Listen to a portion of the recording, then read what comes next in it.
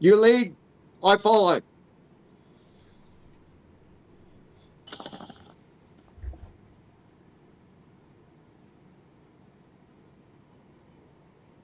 All right. 20 minutes, 13 fights, 2 minutes per fight. I will follow. Let's go. We can do this. We can do this. All right, boys. Welcome back. Boys and girls, we have another segment of Lethal Totem MMA. This is Lethal Hand Collectibles. OG as fuck. Love this dude. Big heart. Congrats to the recent giveaway winners. Thanks to this man. Beautiful cards he just gave away. Over $1,000 worth of cards and 2 new collectors winning. So congrats there. And I'm MMA Toad, man. I love what we do. I love what we share in common. We can shoot the shit about cards, life. Just a chill dude, but at the end of the day, we love what we do so much that it bleeds into our life, our personal interests, our past childhoods, commonality, two different worlds, two different eras of life. You know, I'm only 30, 35. My man here, you know, he's the silver wolf of the pack, and he's got a lot more wisdom than me in life. So it's cool just kind of, you know, hitting our heads on a fight that we're just like, yeah, who fucking wins this one, you know? But for the most part, agreeing with 80 plus percent of the fights, I'd say you and I agree on. Much like anybody, maybe we have the same 10, but 2 we differ on. And that's fun to see, man. No, That's good shit. I always have a good time talking about these fights in advance, hearing your perspective and comparing it with my own and respecting it because last week, the last 2 fights on the card, or not the last 2, but 2 on the main, I was fading with bets, so I got my picks wrong, but we cashed out nicely. And man, you gotta take advantage of the bookies when they disrespect the props. You gotta sprinkle on that shit. So, you got anything for us, Lethal, before we tear into this card? This is mate. like take Look, 8, but it's because we love what we do, love our time together, talking about life shit. We just ripped some cards together. I got a couple out of 8s out of 1 mega box and a numbered auto, so not too bad there. We'll post that later, but yeah, much love. My man here just ripped a hobby as well. Has some absolute heat. John Jones auto. I'd say he did pretty well for what he paid. But I yeah. know they're home with a guy who holds on to these things like our children. I had the same obsession as you, just much newer and younger to it. So, all right. Without further ado, we're Lethal Toad MMA. Lethal Hands. You got anything for me, my man? How you doing? Mate, with that introduction, brother, I'm going to keep this one short for you, my man. We are Lethal Toad MMA. We are the fucking best in the business. We know our shit from trading cards to fighting fucking picks. We are the fucking best in the business, all right? So fuck all your breakers. We are here to stay, all right? You want to hear the Hit that shit? fucking I'm not cut. buying 1,000 boxes. I'm not buying 1,000 boxes to show off the bullshit. My collection's built on fucking passion. You guys will see the passion of our pod. And when you see it, you won't fucking turn back, all right? Plain and simple. So, with that being said, Toad, Listen man, here. We you are just the want to fucking man. say we I love love what we you. do. I met this guy. I met this guy. I think I know this guy better than some of my most personal friends. You're in the States. I'm in Australia. We speak the same language. Actually, like James Franco in the movie Interview. We are the same, but we are different. Right? So we are same, but we are different. So this is what you're going to get on that pod. You got the best analyst in the fucking world right here. Right here. You I want to just fucking hear a listen. fight I just analyst? like hover from my own You got no, purview no, of the let me fights finish. and I'm going to pat you speak on the out back here, loud like Toad. an We've got the autistic. best analyst in the UFC. That guy should be working for fucking Dana White. And as far as Dude, me, for free. mate, Sign me dude, up, dude. you I know just what want I to be have? there, You know what please. I'm going to give you? Can I'm anyone going to give me give a you, fucking UFC ticket to goddamn Dustin and Max, right, please? the best My brother's analyst gonna in be the there too, UFC man, is in the the MMA VIP. Toad. And don't watch him on Lethal Toad. Watch his own podcast. Watch MMA Toad, man. He fucking breaks down shit. He lives and breathes this. He fucking does. I love him. That's why I met him. I found him interesting. I found someone that I wanted to fucking hang out with. Oh, look. Underneath this, I go to sleep with Izzy. Right? It's I covered. love how that could have been anybody, and it was Izzy. That's All awesome. right. So you got the best analyst in town. You got the most passionate fucking collector, and we have met hey, together. hey, We met together on this fucking, and we met together on Instagram by fucking fluke. But we met. And now, 3 months later, we are called Lethal Toad MMA, and we are the big fucking dogs in town. All right. So if you love I can't shooting the get through shit, that. Every time you hit that, walking we the new dogs around here, man. the You fucking big fucking dogs, bro. cunts. It's just I can't. I There's love you, no dude. fucking around here. Your intro's awesome, man. You're awesome, man. I love you. I appreciate your time. Appreciate you guys watching. I don't know who's getting into this shit. We'd have the most interesting meet and greet one day if this ever did become something. I promise you that. We'd bring out all the fucking Walmart creatures that love UFC for sure. But I love you, brother, and it's fun doing trading cards with you. Um, this is my Australian sniper. I'm rocking it in North America. Careful of your auction and your trading cards. We might just be looking at that shit for our UFC personal entertainment in homes, staying with us. So much love, y'all. I've got my pips. We love what we do. I've got He's my got a 380. notepad. This is like take number 10. It's almost 2 a.m. and I'm about to fucking cook. So right now we are at 7 minutes on the dot. I'm cooking. Kicking things off. Okay, go. Let's fucking Go. go, Lethal. You got anything for me before we get in this card? I'm All sorry, my right. brother. One last First time. fight. First fight, like I told you at the beginning, brother. I'm not going from Costa to Koloff, so I said I'm going to make this easy for you. I promised you we're going to get through this whole card in 20 minutes, Let's right? go. Yeah. So watch this. 14 minutes. Watch Or this. 13 minutes. Fucking 10, Watch 11 this. minutes. All right, let's go. Max, Carly. Carly $78. Judas is Dustin. fighting Nicole. And I reckon that Judas, hometown advantage. I like that she's going to be a little bit more aggressive on the feet. I expect Judas to have more strikes in the fight. If you could, I don't know, sprinkle on one of those, I don't know, whatever prize picks, I think it is, or whatever. One of those where you can bet on strike props, whatever bookie you fuck with. Look at Judas on more strikes. Some people are sprinkling like fight to finish within the distance at plus 200. Sure, do whatever, but I see Judas getting this done. However, I'm not surprised if she gets a decision, more so because of the hometown favoritism. But I think her range, her length, her speed. I know she can do 15 minutes also.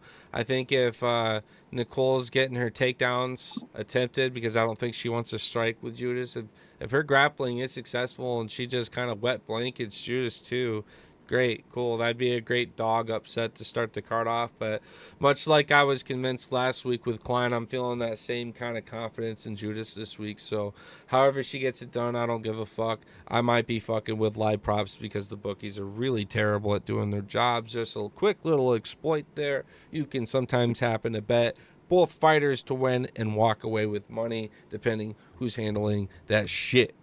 Now, you got anything for me to end that? Yeah, Whether it's I'm going to cut betting, the this short. fight I'll tell you I'm picks. going to work this. Watch this. Watch this. You said one thing. I don't give a fuck, right? That actually the only thing I heard come out of your mouth, right? Apart from all the other shit. So I actually don't give a fuck about this fight. So I bail. I have no opinion. I'm not looking at it. I'm not gambling on it. I don't What's give in your a super parlay? not even not okay. You have For to the pick super one. I don't give a parlay. fuck. You can't say no. Pick Okay. one. I'm picking Judas. Cool. All right, good job. Me too. Let's go. Let's rumble. Next, we got Bruno Right. Freya, one of my personal dogs, one of my fucking homies. This is my little fucking brother. This is Little Hulk, right? This dude loves the car crash. If you come next to him in that first round, be ready for it. He could knock your ass out. He could take you to the ground. I think he is a lot worse at his grappling than his striking. If You see this fella? You're a good That grappler. Bruno You might be able to Ferreira, get a good. Yeah. Yep. he's there. Nice. Good shit. I got one. It's I where got we're going. one of his rated rookie or yeah, one of his rookie autos too. It's sweet. Anyways, I like this guy's car crash. He's gonna be my next pick. I like Bruno within a distance. I don't see Jackson and him getting into the third round. To fade that, you got to look at the props too. From what I had seen, I don't have anything locked in yet. I'm waiting for our knockout props tomorrow, submission props, etc. Depending how much I might sprinkle separately, but more than likely, especially as a parlay piece, Bruno within the distance. But I will also look at the line with McAfee being such an underdog. If his knockout prop is like plus 1500, I'm sprinkling that. I think something like that, knowing Bruno wants to come out with that car crash, it'd be the only way. I don't think this guy's going to be better than Bruno, and but that quick exchange close in the clinch, the grappling on the ground. No, I think Bruno's a step ahead of this guy that is just kind of showing up. You know what I'm saying? Bruno's a little bit more tested. I respect him for the wars that he's been in, the ones he's won. So I think this guy's got to hit that lucky punch. You might even go super sane and go, I'm going to bet this home dog to knock out Bruno in the first round. And I bet you that prop's like plus 3 or 4,000. I'm telling you, put the smallest sprinkle in the world on it. It's hot. It has a chance. But as a fan and as what I'm expecting to see from the bookies, just based on what we've seen in the past, my bro here is always, as a fan, one of my favorites to watch. I wish him well. I hope him and his family all return safely after the travels, the fight itself. But I like this. This embodies the kind of fight experience I would show somebody MMA for the first time. All Go right. out, watch So I'm going to Joel. tell you about Go out, watch Joel Alvarez. Go out, watch Bruno. Go and watch these guys that typically go for it. Although I don't like brother. Bruno's cardio going into 15. So, with that said, Bruno, if you fade it, you might look into round 2, round 3 knockout as well. And I bet you that shit goes up super, super high. So, anyways, that's how I want to end my analysis on that. Maybe fight doesn't go third round as a good, secure bet, respecting both sides. But let's face it, Bruno by finish is pretty You know what? live. Do you know how much I love you, brother? Hmm. There's so much talk about something that's going to happen. All right. You're talking all about this when you should be looking at that. And there's only one thing that's going to happen, my man, is Bruno Ferreira is coming and looking like that. All right. Okay. That's how Bruno Ferreira is coming in. So while we were talking about all the points and the stats and shit, Bruno Ferreira is the Hulk.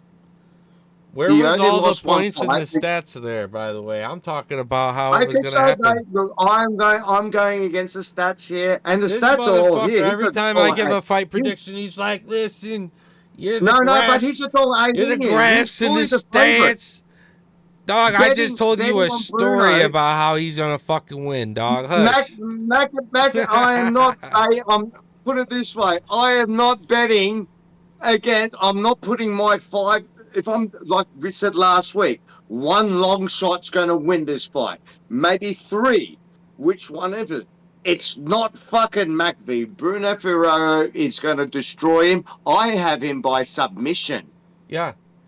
I like by knockout too because you don't think Jackson's quite been hit by someone like Bruno, and Hey, Bruno's power did you like surprises Mark? people. You have to at that point. I respect Bruno by finish because I do respect his hammers that he throws when they do connect. So if the submission prop is super high, I'm with you, brother. I'm hitting that shit too. But as something I'm more confidently gonna hit a little bit more additional on, a little extra cheddar, probably looking at plus knockout also. Gotta respect it. He's very live Hey, for all right, TKO on the man. ground, Did you bro. like the screen mask? Trinity just walked in with that because he just got it off Timu. He thought he'd buy it because we thought it was a joke. We're in the middle of the pod. We're talking about Bruno Ferreira. I just thought, you know what? There are moments in life, and there's a moment. He just walked in and showed me. I said, keep the mask on, brother, because I'm just about to call this fight, and I'm calling Bruno Ferreira is going to fucking stab the shit out of McAfee with a goddamn fucking blade and fuck this cunt up. So, nice timing, Treaty. Thank you very much for that, my friend. You go on next. All right, yeah. So moving up the card, and sorry, I'll participate a little better with the graphics here as we move up the card and quit having No, such a you're good good. time. All right, I've man. Much got love. So Span right here, versus, next fight we got Ryan Spann taking on yeah, Bresky. Brosky. Dude, this guy, listen, he's had some good fights. He's going distances. He's live for fights that he's losing. This Lucas dude, he's not like the best heavyweight, but he's certainly better and proven heavyweight right now than Ryan Spann. Ryan Spann didn't impress me at 205. Him coming up against these even slightly bigger guys that I think he's not able to implement his dominant sprawl and old style of wrestling as much in these grappling exchanges. And if Spann isn't so successful with grappling, takedowns, getting the fight to the ground, I really do worry about him getting hit at this stage in his career at heavyweight. And I think, this guy's not the most crazy killer. He's not out of fucking buzzsaw Sweden or Russia or whatever the fuck. This guy, he isn't the Polish power. But he's here. He's live. He could throw a punch that could knock out or TKO Spann. I have an easier time believing it's like lay and pray, feet of shots, just being slobby heavyweight shots than it would be Lucas like one crisp shot that just fucking drops Spann. I think it'd be like a sloppy heavyweight TKO and ground and pound. Maybe that one big shot to set it up, of course. But I respect distance. No, that's my favorite prop on this fight. It's not going to go to the judges. It respects Spann. If he came out and hit his big shot, his big submission, I don't know if I feel comfortable saying it happens just because Spann hasn't proven himself at heavyweight. He's coming down at the end of his career. And this Lucas dude, he's losing these fights, but he's at least making them more fights than what Spann's making out of his last go at shit. So, at a different weight class. So that's my final pick. Surprisingly, as I say this, Tapology, 90% of people think Spann take this fight. What do you think about that versus my prediction? I'm do you know how we disagree all the fucking time, Toad? All day, right? We will disagree all day. And that's what I love about what we do, because I don't want to fucking agree with someone all day, because that would suck. So I'm agreeing with you on this. I think Spann hasn't shown enough. If he wins it, it'll be win by reach, it'll be win by points, going the distance.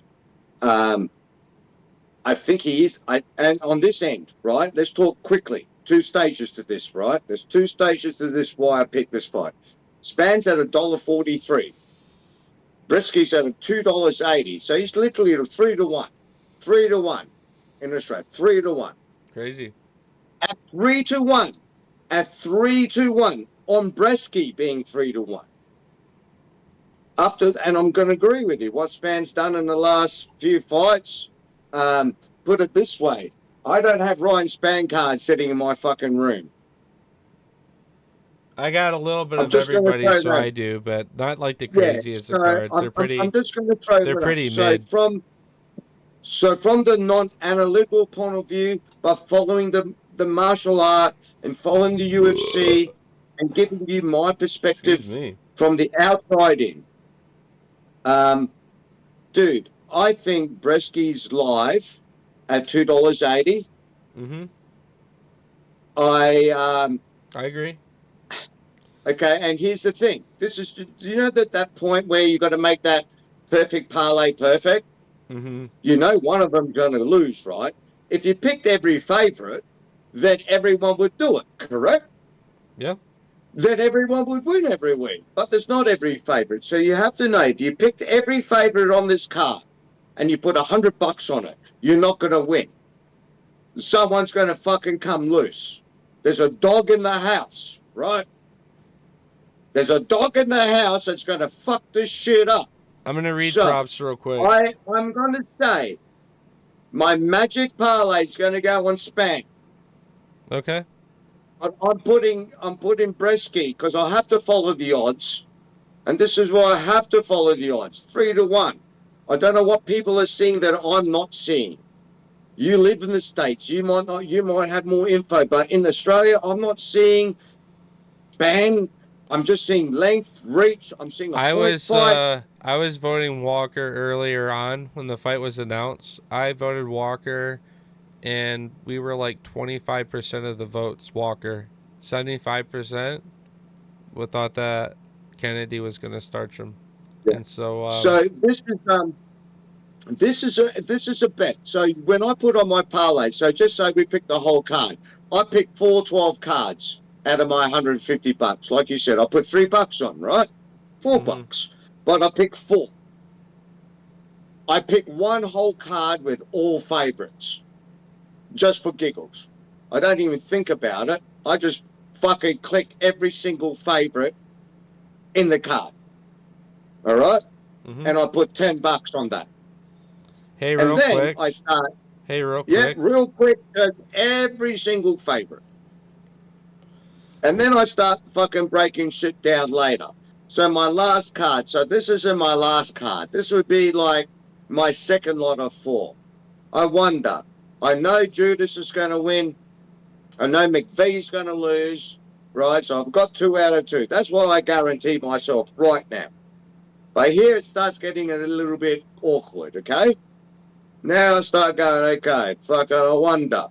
Bresky, 280, 3-1, Span, old. Like you said, he's coming down the end. He hasn't done anything magical. What do we do with a $1.43 to $2.80, dude? Like, fuck. You know, I have to flutter my next parlay will now go Judas, Fareem, Span, Bresky. I have to change it. I think he's going to be one of those, Bresky's going to be one of those stupid horses out of the three. I'm going to pick the 3 dark horses in this comp, which we know every week happens. That's why we Yes. lost last week. Yes. That's why we lost. I mean, So we always to lose. be fair, I aced the prelims. I lost just 2 on the main card. But yes, you're right. Like, But, I picked the Landwehr to be a question is, dark horse, and that was where I was we faulty. always lose. We always lose, not because we don't have knowledge, because there's a fucking dark horse in every card, every single card that you have ever watched.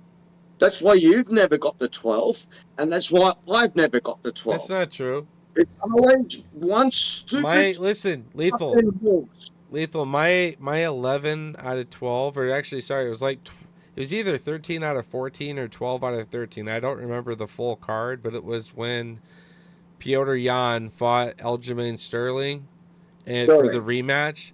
And I thought Jan won the first round, and I thought Sterling won the second and third, and I thought Jan came back and won 4 and 5.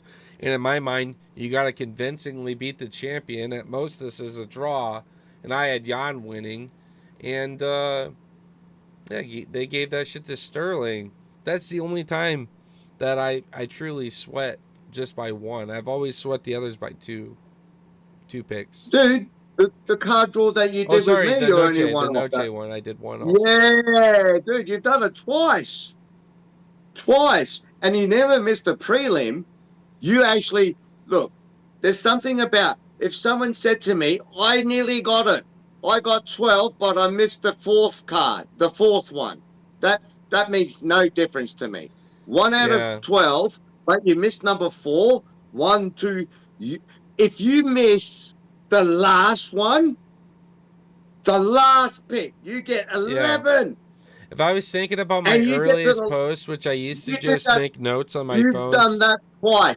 Well, no, what I You've was just done about that. to say, I've done that twice with MMA Toad, but like if I think back to like how I used to do with like Facebook, because I didn't use IG, I just used Facebook, and I'd post a story of like my fight picks and shit, and people would, friends and family would message me and be like, yeah, what do you got in this fight, because they're all watching the shit too. It's the fucking pandemic, no one's doing nothing, and a lot of people are tuning into ESPN UFC, and Yeah. yeah, it was pretty sharp. I did have a lot of cards where, yeah, we missed like a fight or two. And Mate, I was saying, like, here's my favorite bets. And it would show every time I would say who's going to win and how they do it. And I would also put my favorite bet if it was like fight doesn't go the distance or under 1.5 who got rounds up to or one under in this two and a house? half rounds. Shit like that. My wife got 11 out of 12. Good shit. Who'd she miss? Laneware? And and we didn't cash. It was 13,000. She's never picked. She doesn't do what we do. She doesn't do it. So That's every cool. weekend I just give her $5 and I say, pick the whole fucking village. Maybe Yeah. you can do it again. That's fun. Guess what? She's never, ever done it again. And we never cashed at 13,000, brother. We never cashed because I thought I believe in ripples, right? I believe in life, and because I'm Indian, so I have this whole karma thing, and not karma, but like living life and believing in fucking this is meant to happen. Mm-hmm. She doesn't even follow the fights.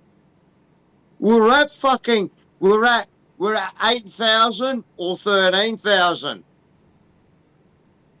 One more. She picked it. That's why I love the sport. Yeah. I've never Man. got that close. I told her, my bad. She's never ever blamed me for that day because she knows what we do is what we do. But it was a fight. I can't even remember what card it was, bro. But I do remember the moment that it didn't come through, and I had to look at her and go, oh. Now, did she yell and scream and go, you just lost me 8,000? Or did she sit back and go, we got damn close? I said, fuck, we got damn close, right? She was more on filling the whole card. Oh, that's funny. Does that make sense? Yeah. That's when you know you have the best wife in the world. When she's not even about the money. She's like, did we get the whole card? I said, no, but we lost 8. But we could have got 13. I mean, could have got 8, but we lost 13. But now we got nothing. That's cool, man. That's cool that you guys are enjoying a good sweat, watching the fights together, having fun. Going, oh Dude. shit, oh shit. She doesn't want that. It's She a fun doesn't watch little fights rush. with I'm not me gonna anymore, lie. brother. No, bro, she bailed. She doesn't watch fights. After that day, to be quite honest, after that day, she stopped. She just lets me do what I do. Yeah. She lets me hang out with you. She lets me buy my cards. She just, I guess she let the dog off the leash. She just let me do because she knows it means no harm. Yeah, for sure. You know what I mean? I'm not doing anything bad. I'm just doing my hobby. She'd rather me doing this than going out drinking piss with the boys. Put it that way. Yeah. Yep. Nope. I understand that. I appreciate the time that everyone's kind of pulling to make our time right now possible and stuff. So I appreciate your time too. So, anyways, approaching 30 minutes. So we kind of missed that challenge. All right, man. come But on. listen, I can do this one quick. listen here. Okay. Listen here. You're good, brother. I much love again. I'm appreciating our time together doing this. I'm going to continue to go through the fights, and then at the end, let's recap.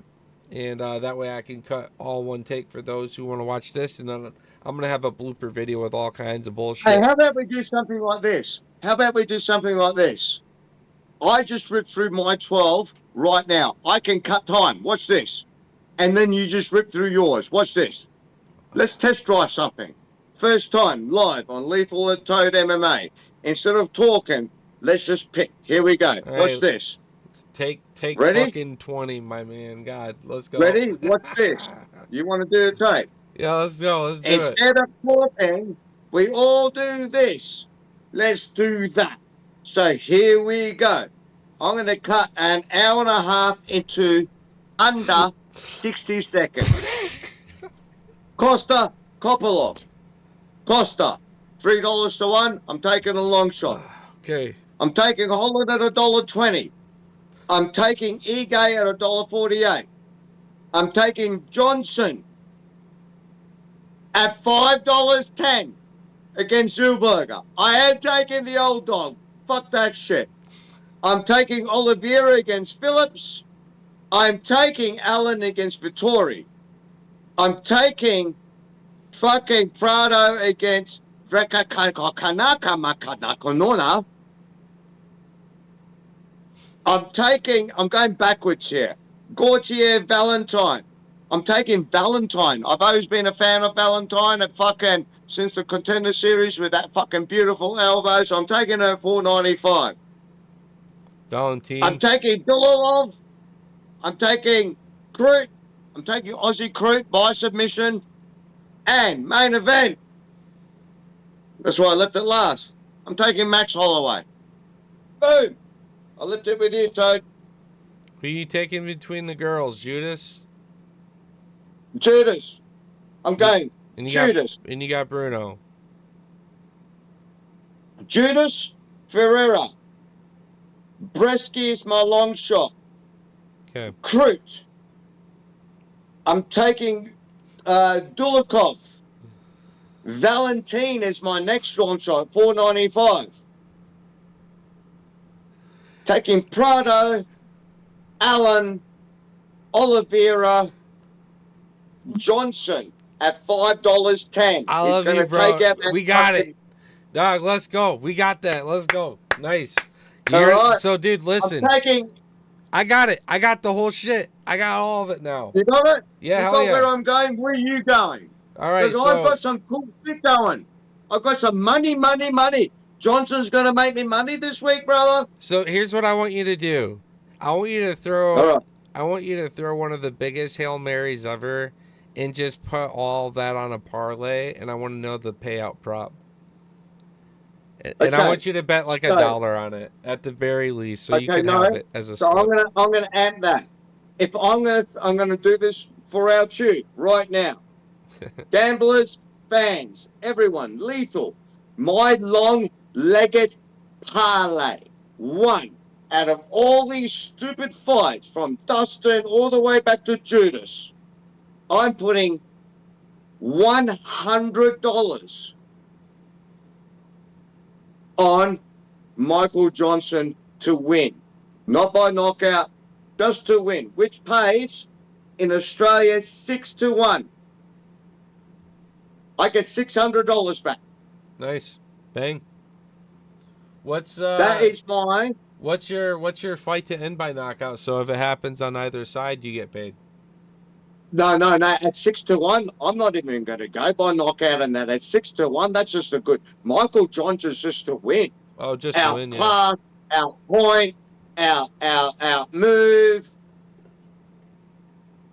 At 6-1, at $6 to 1, That's great, I dude. believe. Don't even break down the fight into fucking knockout. At 6-1, Michael Johnson in Australia is paying $5.10 to $1.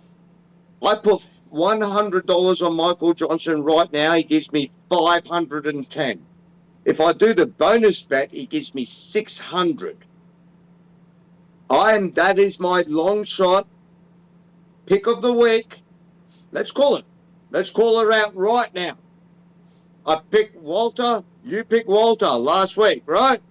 You might call it different. My pick of the week, I had the Walker longest last week. shot, the longest shot Yeah. on this card. Fuck Span, fuck Gautier, Valentine, fuck everyone else. The person that's always been live is Michael Johnson. He's the greatest fucker. His speed is still there. Since Gaethje broke it. You know when people like that was what Gaethje did was amazing that day, and what Michael Johnson had to face was Gaethje, and but Michael that didn't diminish who Michael Johnson is, man. He won by knockout in the last fight. Yes, it wasn't a top contender, it wasn't the best fight, but that guy, I'm going Michael Johnson, $100. You got the hanging noose. Who have you got it for? You got it for Michael. You got the young bloke. Oh, I did. I love you, bro, but you're fucking killing me, dog. But I'm god taking it. damn, what time is it, dude? You are not. I love this shit, man. I love your takes, I love your breakdowns. Where we at? I'm fucking with you, dog. No, but for real, it's gonna be like 3 a.m. here, and I'm You still need not even the talking reason. about the fight still. So I'm gonna, dude, let me caboose, and then we'll talk at the end. I'm gonna go fight for fight. That's all I want to do is I want to go down Your turn. through the entire Your card. turn. Your turn. Yeah, I shut my mouth. Watch this. Watch this. no, you're good. All right, so kicking things back off, we left off for me at the span fight, right? So yeah, I think Lucas is live at heavyweight to pull the upset against Span. I haven't made a final decision on this. I want to see what Span shows up like. I want to see if there's any pad work. Maybe check out some vlogs, catch him. I want to see what that speed looks like, what his entry looks like. See if he's actually working on takedowns. If he's working on takedowns, I mean, his submission props like plus 360 or something like that. That's cool. I'll probably watch him as a live dog in the fight, but I think Lucas should be able to counter wrestle with Span quite well. You got to remember that Lucas also was the one that dealt with Volker or Walker. So Walter Walker got dealt with by Lucas. Lucas did great against him. So, Hey, my anyways, brother. Can I give you some quick advice as a huh? best friend overseas to a best friend doing this? If you want this to cut down, who's going to win? Yeah, I like Go on. Bresky. I like You Bresky get you. now, but I may still change Friday, like I said, based on weigh-ins. So pad work. All right. I'm trying to do you a favor, brother. You're the one complaining about time and 145. So, Span, who wins? I I'm going just to lead the dance now. I'm going to get you to bed I so know. you can get to work. No, you're good. No, so So let me. That's I'm it. leading the So dance. I just told you my pick. Who's I have winning? Bresky, so I'd like to move on. So next fight I have, All I'm right. gonna take. I'm gonna take Crute initially. I think Crute could edge out with his grappling quite well in this fight. I think he's more proven in terms of the opposition of the guys he did lose to.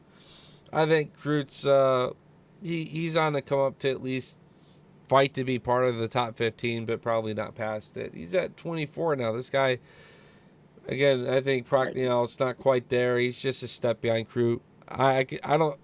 I see there being a finish in the fight, but I wouldn't be surprised if we get like a really awkward fight. Just a lot of wet blanket. Crute trying to work for shit, not maybe getting it. But I think Crute's live for a submission. I like Crute on the Yeah. ground by TKO ground and Thank pound. you. He's my pick. So moving up. Yeah. Moving up. So, You got yeah. Crute. Yeah. Okay, moving up the Croup card. by submission and Croup to win. Yep. Yes. Hell yeah. Moving up the card, I'm gonna take Islam in this. I know from a betting standpoint, I'm gonna sprinkle on Fugit because he's gonna be a huge underdog and he's the more proven fighter That's and it. he's got all that veteranship. But I don't think out of 5-1. all these debuting UFC guys, are they always going to all fail the first exam? I think there are going to be more Peyton Talbots out there that show up, have a nice impressive 2-fight spree where you're like, damn, this guy's going to be a problem. Maybe you're a wall maker, and then all of a sudden we could see something, a big upset, something unexpected from a guy a lot of us are assuming is kind of on his way out. So I think that's kind of where Adam hits his bill. He's not super popular. He's not doing the best. He's never won a UFC fight, and I think Islam's the kind of young prospect that could actually still challenge him. I'm not going to be super high on a finish because we have to see levels of Islam still. So Islam could probably stall out a fight if he struggled for a finish, but winning on overall strikes, maybe some control time. What do you got for me on that one? Well, look, mate, at the end of the day, it's always going to be Islam. Okay. That's not the long shot. From a punter's perspective, if we're trying to pick the 1 to 3 long shots on this card, that's not the one to pick. There's many long Yeah, shots to come, but I'm I still believe that's not the sprinkling one on to pick. those underdog props for sure, though, from Yeah, Adam. like I sprinkle $2 on Lauren Murphy. I'm not sprinkling on. Yeah, I'm not doing it on that dude. I'm out. I'm going to go with the stats. I'm going to go with my best analyst in the fucking trade. I'm going to go with you. Yeah, Um, yeah, I'm out on that one. I'm just going to go with not purely. There's no emotion in this one. This is just like that's just not going to happen. yeah. There's only 3 fucking long shots that are going to come up on this card. We all know it. It's always 3. 2 or 3. That's not the one that's happening today. It's always live So being the fact that it's a UFC debut. That's why I say, there is still that, we have to get there first. Islam's not proven I yet. would love you to get the stats. I, You I, do this for me, Dan. Get the stats on every UFC debut that's actually won on their debut. I don't think it's going to be as cool as you think. I think they're going to be lower. I think from memory, I think I've witnessed more people losing on their debuts that's what I'm saying. than actually winning. That's what I'm saying. That's what I'm saying. So, So I open this with, I know everyone keeps showing up and losing their debut. Yes, we've lost a lot of prospects and rookies. Yes, yes, yes. Doesn't mean when the bookies are so strong on somebody who's not proven, you don't still take advantage of the underdog. I do this all the time, and all these times these prospects are losing, guess what? I'm making big money because they were also being disrespected. The proven UFC fighter, more times than not, should probably be the slight favorite or just have it like this so, week's main event. Both kind of so for negative example, 100. then I'm gonna throw this out because we're having a discussion. I know it's late, but I've got to throw this in there. You're talking prospects. What do you think of Diego Lopez? He was all there. His cards were worth $1,000. Yeah. Now, who is he? Who is he? Who is this prospect? What is he? Where does he live in this line of prospects? He's just another I think, prospect. He had his chance, he lost. here's the thing. I'm talking investment wise. I think when you look at the story of Diego Lopez and know how he is, where he is, and how it all came to be, Oh, coming up and dude. having his Everyone has a first title story, shot though. after a beautiful, All the hungry UFC fighters, reign and brother, has campaign. smoked I'm cocaine. trying to answer your Derek question, Lewis my was good a man. fucking. I'm trying to answer. Now, I've Listen, never. before I lose my trains of Yeah, I know. thought, Yeah, I'm throwing it out there. We before, like to talk shit, but we've got to get bef- back on the track. That's another pod. But we'll talk about what's worthy and what's worthy. And I think Derek Lewis is the dude that's like, you talk about stories. Diego Figueroa, who lived in the jungle, for fuck's sake. yeah, I mean, you got stories and you got stories. We're talking rookie fighters who thought they were cool, and everyone bought cards for $1,000. Now, how much is Diego Lopez now? After Volk just carved him up. An old guess man, what? by the way. Old man. Guess what? Guess what? You're the reason why I love collecting Diego because you're helping me get Diego at a very good price right now. Yes.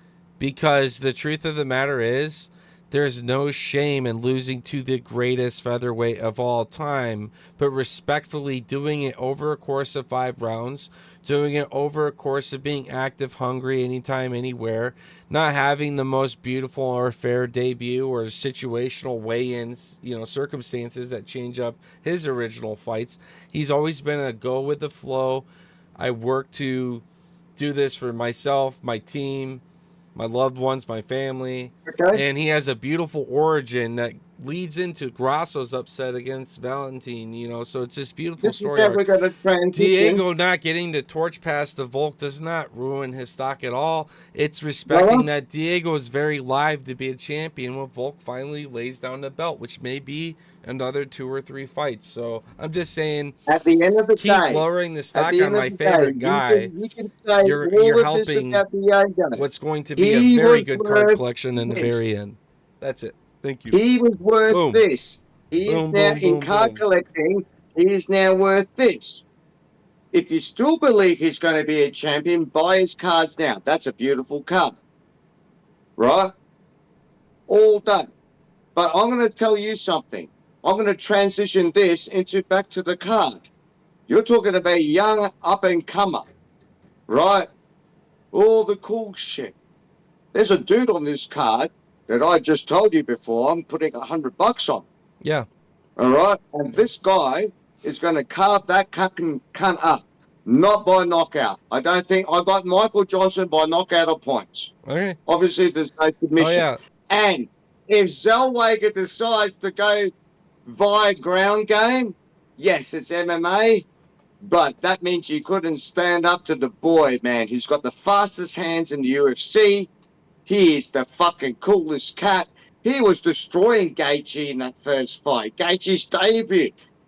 Gaethje just did what Gaethje does. I can't believe that happened, but like he was winning that fight. He was carving up Gaethje all day.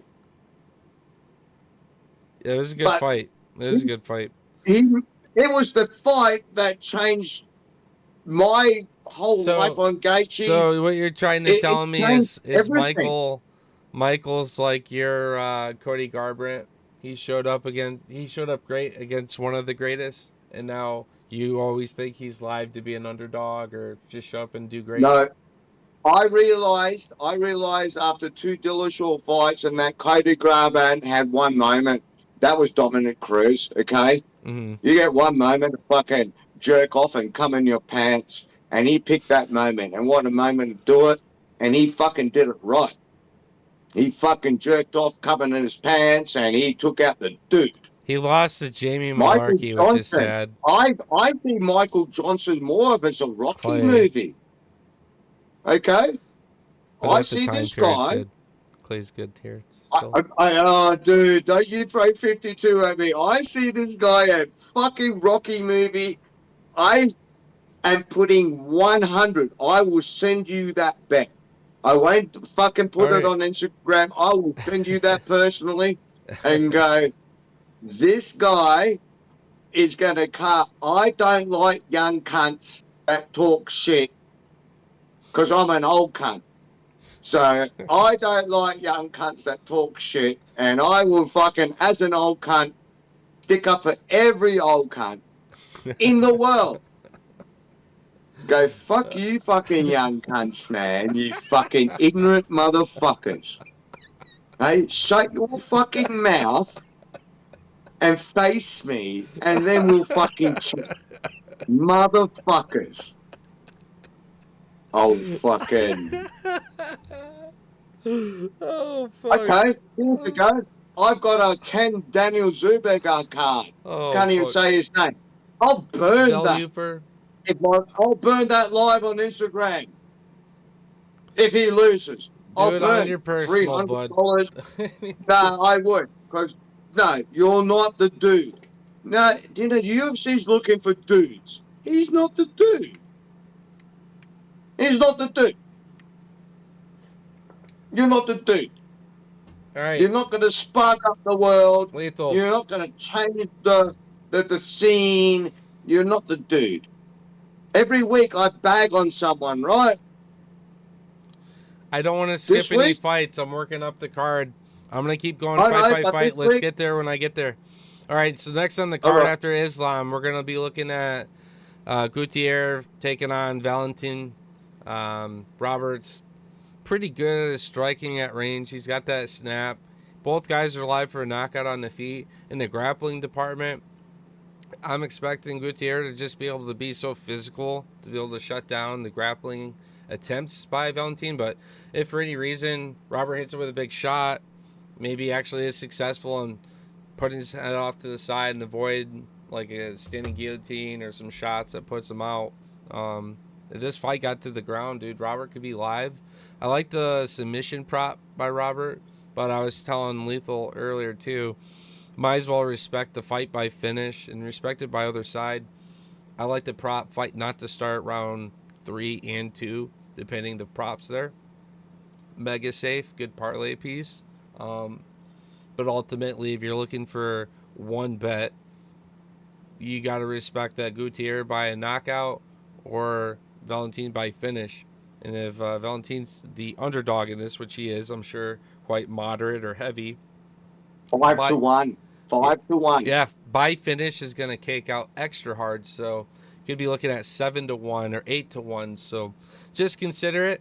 Could actually eat my own words. Robert doesn't hit the fatal shot and doesn't quite threaten the submission, and it goes to a decision. But I think they like this Gutierrez guy a lot. I could see him wanting to build him up for more future cards. Part of that face of, MMA in Africa, which has really blown up over the last several years. So, keep another prospect rolling, you know. Not a perfect record, but man, he's showing up and really impressing us and all of his improvements. And Robert's a great dog in any fight. He's just one of those guys that will at least go out and try to attempt to finish. So we'll play with the props there based on what the lines look like and sprinkle and not, you know, have opposition. But our biggest goal is to respect the finish capabilities by both men. I just know Gutierrez a heavy swinger. My man Robert probably comes out to grapple to avoid being in that gunfight he doesn't want to be in. So, all right, moving up the card, I'm going to take Prado. I like his, again, more established, higher talented fight experience in the world. You know, he's again not one of these guys that's winning all these fights. His physique's kind of interesting, but what I respect about him is he's got that Buzz Lightyear chin, that little fucking Toy Story Buzz Lightyear fucking jawline that just seems to just be a vacuum for fucking jaws. It's We kind of call like it Roger Ramjet. it's kind Yeah, of like our remember friend. Roger Ramjet with the big chin, the cartoon Roger Ramjet, like Yeah, the big American dude with the fucking head. Yeah, we've always we call him in Australia. It's the big chin's always Roger Ramjet. I was always just thinking of that Landwehr, not Landwehr, but yeah, he's got a fucking chin on him. Not the best of ones Yeah, though. Who's that guy who went to PFL? That was like the Irish guy, or Rory McDonald. no, he's an Irish guy. Lochran? Oh, Coughlin. Yeah, Conklin. That dude remind me Yeah, of yeah, yeah, like yeah, yeah. you ever grow Yeah, up yeah. playing like fucking Doom and Wolfenstein and you had like the giant fucking like square jaw, the guy at the bottom of the screen Yeah, getting shot, yeah, yeah. making all the fucking Little, faces like a little, with a little fucking fucking tall strong head, hobbit. huge jaw, and it's just his fucking face eating damage while you're getting shot by fucking Nazis. All That's day. what that motherfucker looks like. He's immune to getting knocked out and choked, as we all saw in one of his performances. So, yeah, that guy's in the PFL, and he's just going to be a fucking cinder block that will absorb punches and keep walking into him like a little fucking leprechaun. All All right. day. Lachlan, So, little anyways, midget, square that's head. that's where I kind of faded talking about Prado, just because I'm getting that kind of vibe with that jaw. Maybe Nikolai upsets me on this one. I'm not super confident on like wagers on this one. I might say distance, no. I could see a knockout happening here, but we'll see. All right, moving up the cards. Finally, a more fucking interesting pay-per-view worthy goddamn fight, by the way. You got Marvin Vittori taking on Brendan Allen. You know, I was one of those guys I was really impressed with Brendan Allen until he finally started coming up in rankings and he easily was visible that has all of his old ways of his grappling and ability to mix it on his opponents. He just wasn't he wasn't always doing the best in these exchanges. He'd gas out typically after the first and a half round, you know, going into two, you're like, oh fuck, this isn't going the best for him, and you're starting to see the live prop shift and go, oh man, Allen could start to lose this fight, and then sure enough, the third round, he's just gassed. The thing that's always frustrated me about Allen is I think he's always live for a TKO or a knockout if he was more persistent with his striking, but he'd get uncomfortable, almost like he's too in fear or respecting the shot coming his way so much that he would almost be like, surely I'm winning on points in his own deluded mind and not keep up the volume and put damage out like Allen. I think could break away from a lot of these takedown attempts where he's just like head down, hugging and putting weight on, and do more like shoulder strikes and do more like elbow clinch breakaways where his long snappy reach I think is such a weapon, and his striking Marvin isn't going to be the big threat on the feet. So open up more, use that side to side elbow strike off the temple of Marvin, get that head bloody, and at least take Marvin to a decision, because are you truly going to be the first person who has knocked him out? Who fucking knows? He's kind of got Pantoja level chin, and he continues to do quite well with that. So gotta respect that. Marvin may not get knocked out, but the props won't give it justice. So I'm staying away from Mate, distance on that one. uh, yeah, I've definitely got look, Marvin didn't impress me last fight. I've got Allen going. by submission. I've got a straight out submission. Yeah. It's done. I'm not Allen's either got touching. to I'm not finish this. touching distance of any sort with Allen outside of I have a submission as feeling, you know well. what? I have a feeling it's going to be a boring fight, to be quite honest. Okay? I Yeah. really do. It's not going to be fight of the night. No one's getting $50,000 here. I think But Allen wants to as a be the first puncher, to knock him out, though, and we'll come out with that intention given the rivalry and the look, they're beef. all We talking the could see talk. They Allen have to actually open be. up with the striking, like I was just saying. Like, I wish he would do that. I think he might even say, hey, guys, look, I know what I've been doing wrong, and, we made these improvements, and yeah, I'm back, baby. Let's do this shit. Like, I can see Allen having a big show up here and having the surprise of a knockout. So that's where I'm not, like, super keen on betting distance of any sort because he could just surprise us. But I do Yeah. respect Marvin having a tough fucking chin, and it would take Allen being vicious with, like, again, knees, elbows. Like, to your point, if it happened at all, submission's probably your best prop with Allen. Otherwise, Yeah. I do respect decision in this, and that's where I have to step away and say I'll look at live prop with Allen, but I'll also just take him at underdog Yeah. prop. Maybe Look, even use as a parlay piece to go over um, 10 minutes. Round look, 3, yes, is a prop just neither because both neither are fighter gonna in the just last go two back and fights have forth. been impressive. They've both been boring. They all come out and say they're going to knock each other out Yeah. and rape each other in the ass, and they're going to fuck each other's thing, and they're going to skull fuck their missus, and they're going to kill everyone. And guess what? It's a snooze fest. So Yeah. I'm expecting the same bullshit. Yep. I'm expecting the same thing. Yep. I'm not expecting much. I'm not really banking big parlays on this one. For my long dog parlay, I'm putting Allen in, Okay. right? But as far as counting on anything special from this fight, I see two dickheads talking about shit. You want to beef in the street, but you got 10 people holding you back. You're in the ring. Let's see what happens. Let's actually see. You know the background on these I'm guys. surprised this The fight took. background is they have a personal beef. Let's see whether you can walk in the ring and actually fight.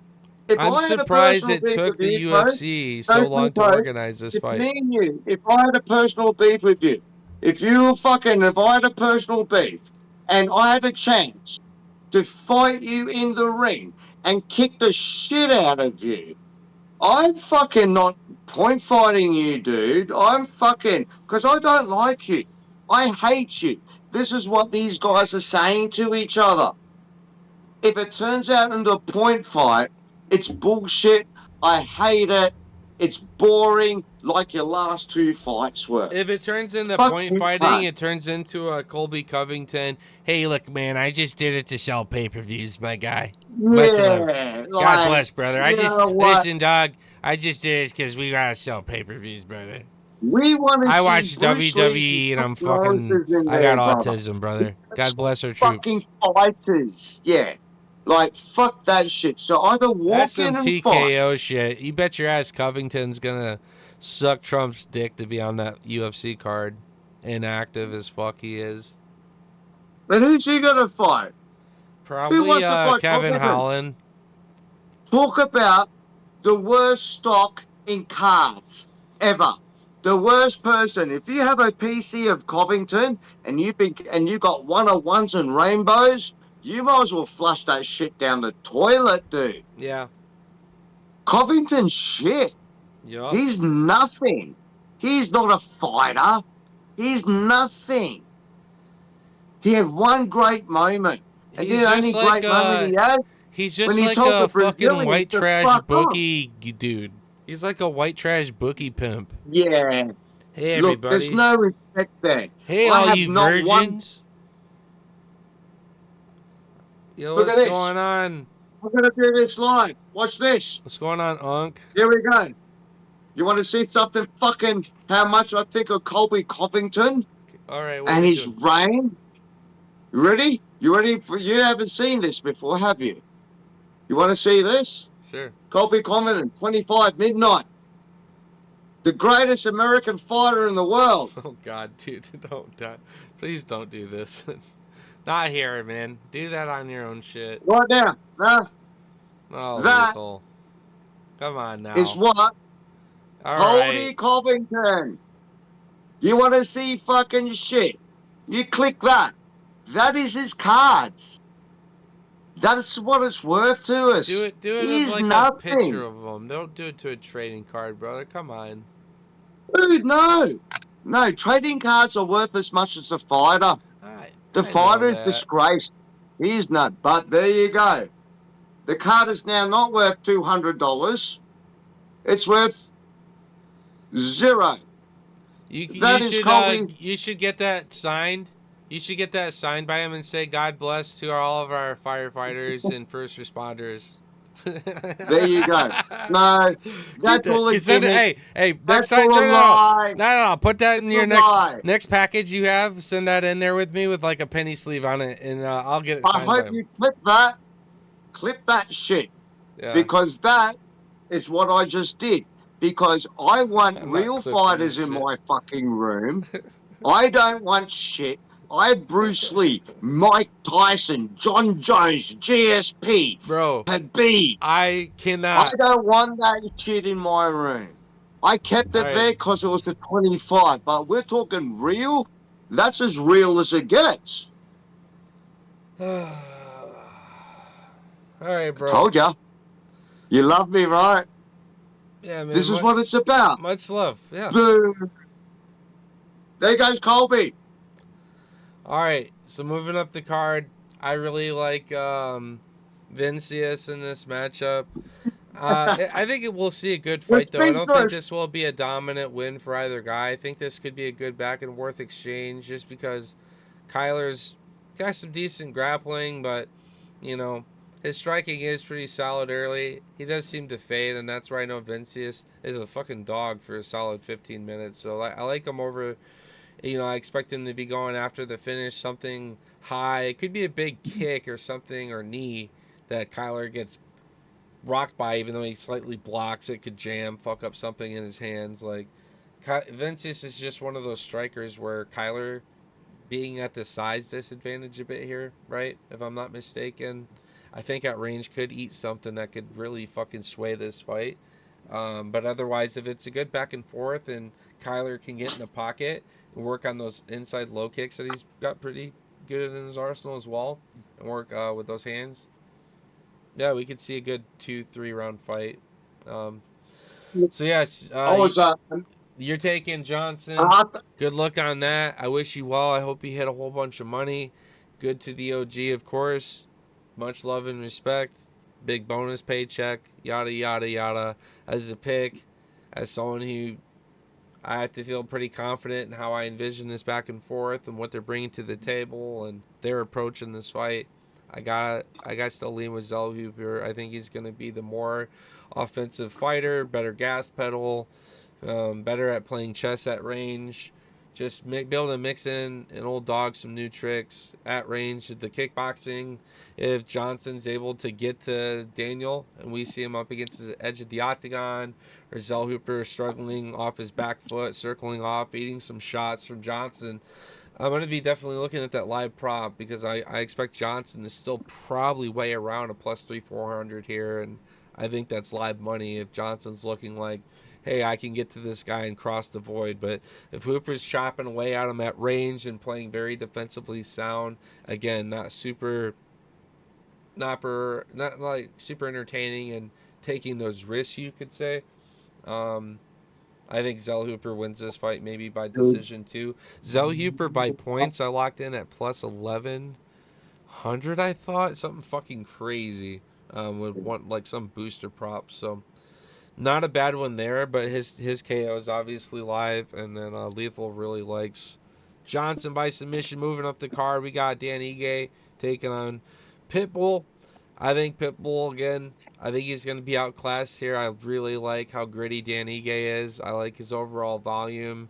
Pitbull seems to be kind of like in a shock and in some kind of like paralysis where he's just not really there. And so until he's able to come out, be comfortable, find his exchanges, and make it a back and forth fight at this tier, at this age, I gotta ride with the guys who are still up here against guys who are part of your top 5 and taking it to a 15-minute damn near close fight. Last second literal fucking notice in UFC, the most gangster fight save in history. Dan Ige 50K, showing up the night of the 50K fucking ego, fights. brother. 50K ego. Yeah. So The only prop I've got on this, only one prop on this fight is Pitbull by submission. That's it. yes. That's it. There's no other prop that you can go on this fight. There's only one prop. That's what he does. That's what he does. That's what he's good at. Don't forget, Dan Ige is a fucking master black belt himself. Whether people can do it and go through the 50K Ige, Yep. I'm with you, man. 50K Ige all day. Lock that shit in. Moving up the card. Looking forward to this one. Kevin Trailblazer Holland, as we know, as Big Mouth, has always been one of my favorite fighters ever since his off the back fucking knockout comeback against Jacare. It was fucking Yeah, one of the most beautiful things you could ever witness, and you just see he's got that anytime anywhere mentality before people start showing up doing it too, or starting to have as successful reigns as champs like Volk. That activity. Howland was one of those OGs. Hey, I took no damage. Let's just keep this shit going and get me paid. Saving some pay-per-views, going with the punches. Typically not in his favor, but a good company man and entertainer for the fans. So, gotta love it. One of the OG fucking Blunt brothers. I know that you're a fan, Lethal. Obviously, I think we're both, without saying it, obviously giving away that we respect Howland. I always take his submission prop. I always take his knockout as well. But generally, it's always that submission prop that's high and disrespected at 6 plus 100 plus 700 prop. And I absolutely smack the fuck out of it more times than I miss mate. it. Can I just say this one last thing? Yeah. Kevin Holland came in wanting to go for the belt. I know he did. If you watch his early things during COVID, he actually wanted the belt, right? But he always said he was a prize fighter. But I'm going to say this deep down inside, in his soul, he wants the belt. And he's proven that in his last 2 fights. Yeah. Now, he might say, I want the oldest man here, and I want this there, and I want that there. But I know deep down, as a man, this guy came in at the beginning and he lost a few. They gave him wrestlers, right? Yeah. Yep. That broke his spirit. That broke him. That broke him. Shemaev broke him, right? You realize that, wow, yeah. Shemaev was the day you saw Kevin Holland decide he was a prize fighter. But I have to going to tell you this, Kevin Holland, if you're watching this, It's more brother, about where he was fighting at what weight class to yeah, me. and Because you're at not a prize fighter, brother. welterweight was like, all right, I really got to buckle in I and be saw he's disciplined. embedded. And as he I was saw he, winning some fights at middleweight, he's like, man, this lifestyle is way easier. I get showed up. I I just bring got this a up. bonus. I bring I'm gonna this up go here smoke only weed. Like, because I saw his interview today live. Like I watched it, and all he said, which surprised me, he sat back and said, and I don't believe this. I'm a true Kevin Holland believer. He said, I'm never going to get the belt. I realize that. I'm a prize fighter. I believe Kevin Holland. You can get the belt. I believe you're not a prize fighter. I truly believe if you ever watch this episode, Kevin, watch this. I'm telling you this. You're not a prize fighter. You're a skillful, masterful man that got destroyed. They gave you wrestler after wrestler. Dana tested you. what's up, And Kevin? Much he's love. going to I win. got your I zebra. I love got that. all kinds of gangster ass cards of Kevin. Much love. I'd love to get one signed one day. Dude, that zebra's dope. You Seeing got that a he's like a zebra, hunter. Kevin? Seeing that You he's got like a a zebra, Kevin? he's like a fucking hunter, dude. Goes out and slaughters shit. Ah. Have him All sign right, that next. zebra would be dope. Come on. You got to go to bed. I got to Yes. go for a piss.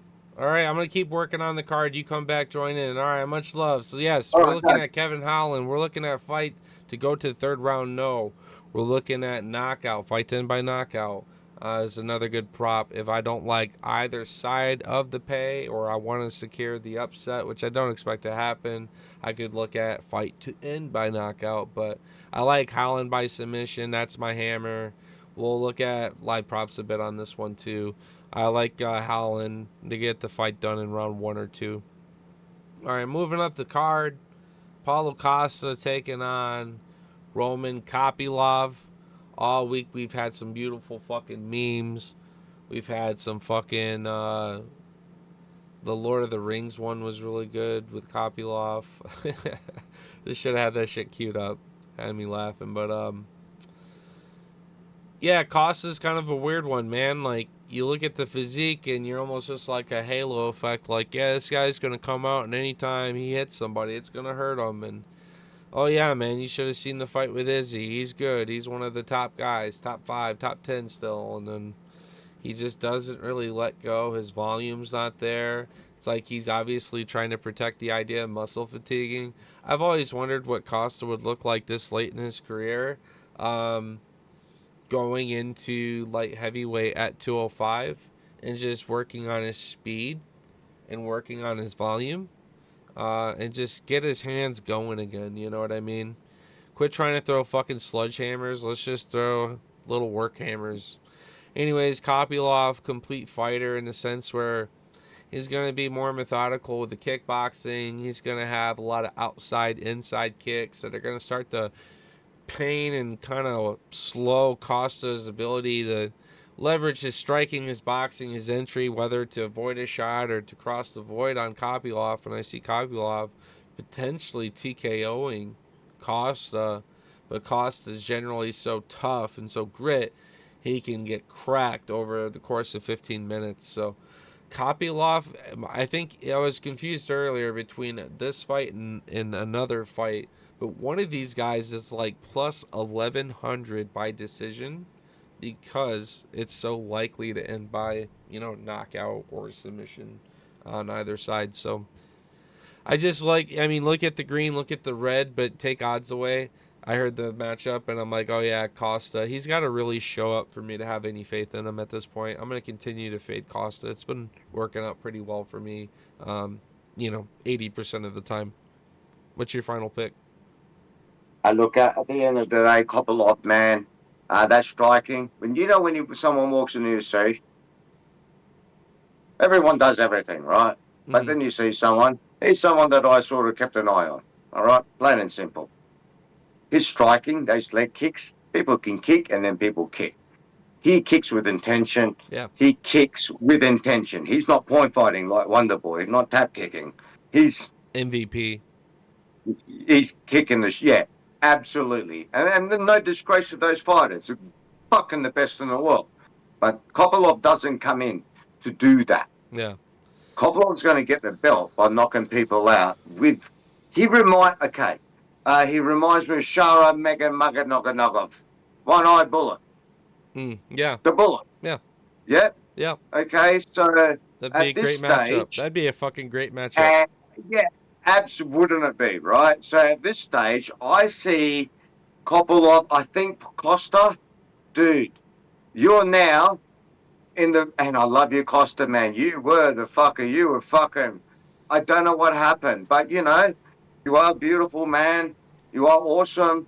You're cool. You got money. He's got a good If I personality. He is kind of cool and look, chill. look, I don't look, mind him Tone, one at the bit. end of the day, this is how it is, bro. This is how it is, and we can't have no disrespect. But if you had $1 million and you look beautiful, and you had a beautiful missus and a great house, and life was cool, and um, what are your objectives now anymore?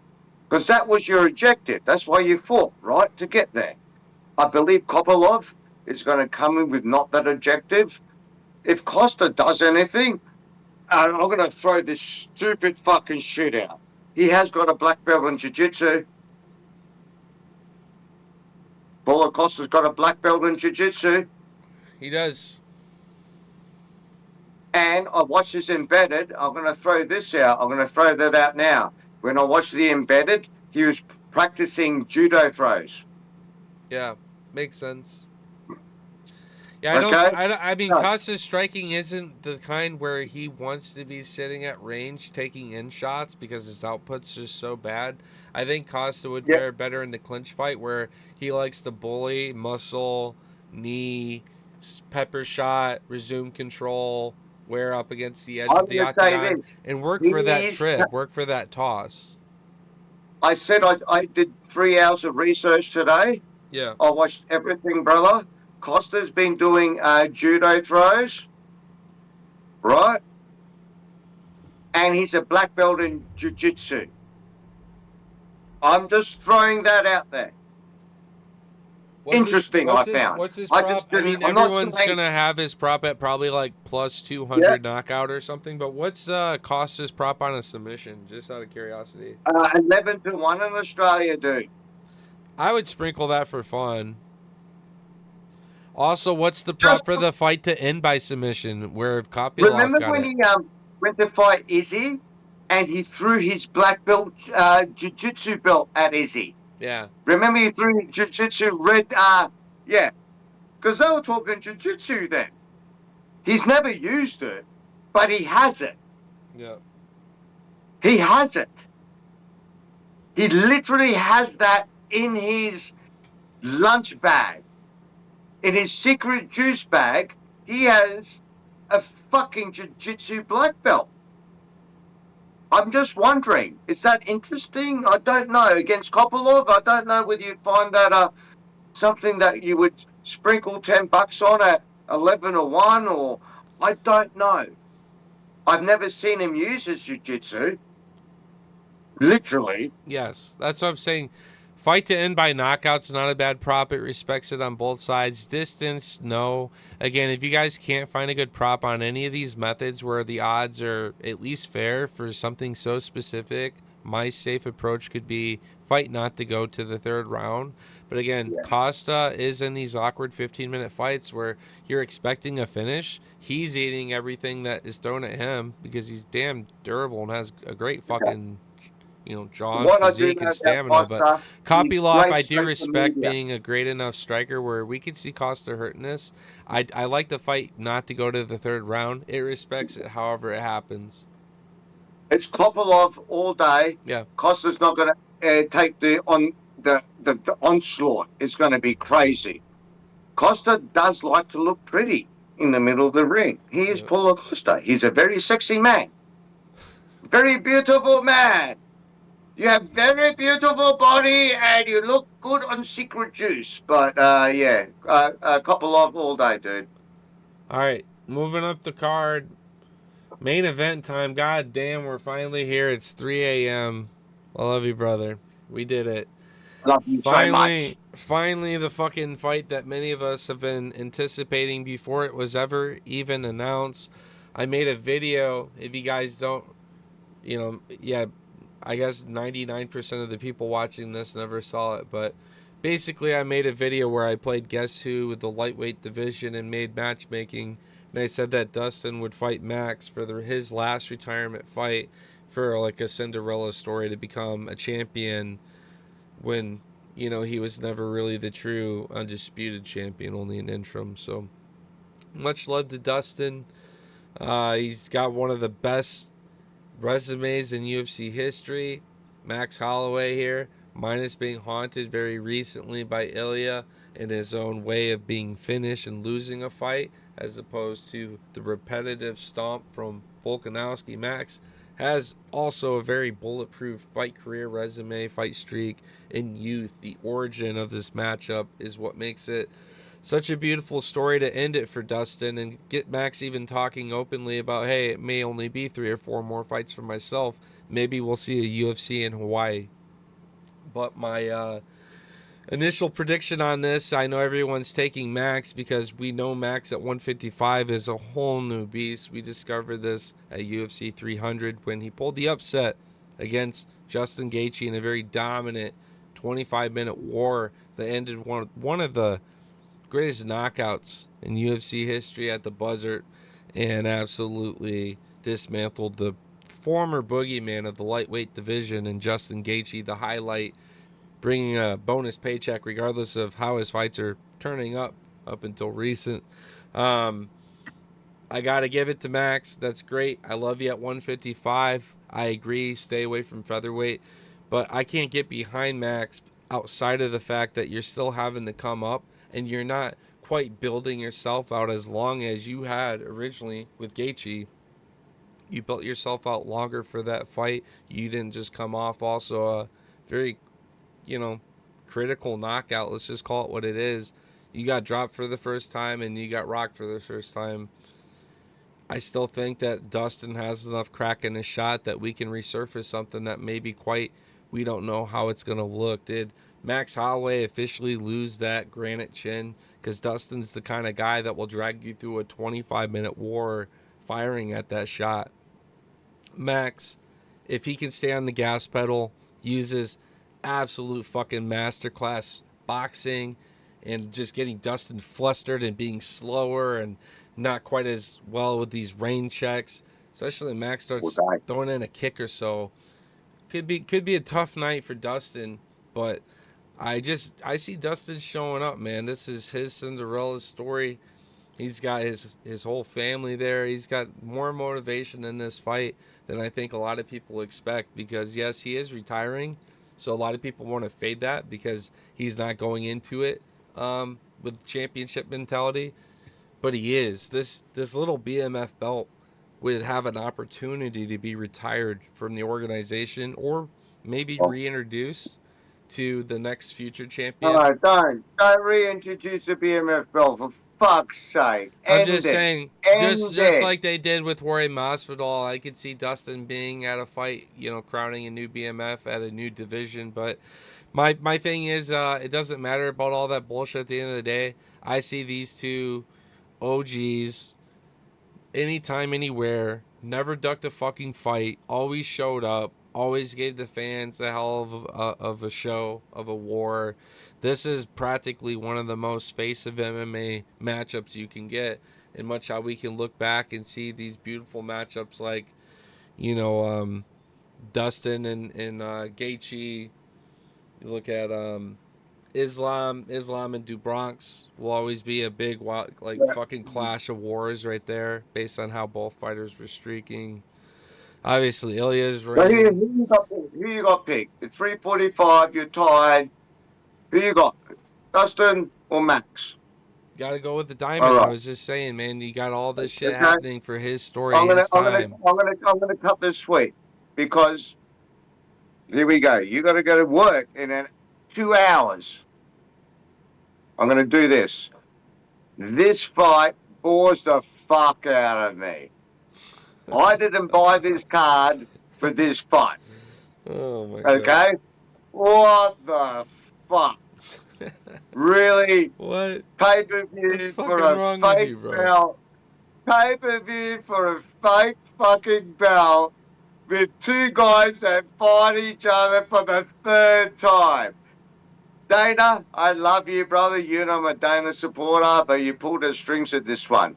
I'm watching this fucking card for the rest of the fights we talked about. Now, I'm going to cut this short. Max Holloway win. That's done. He's going to carve up fucking Poirier. He's too fast. He's too quick. Poirier is not having the last dance in his hometown. There is no dream fucking thing here.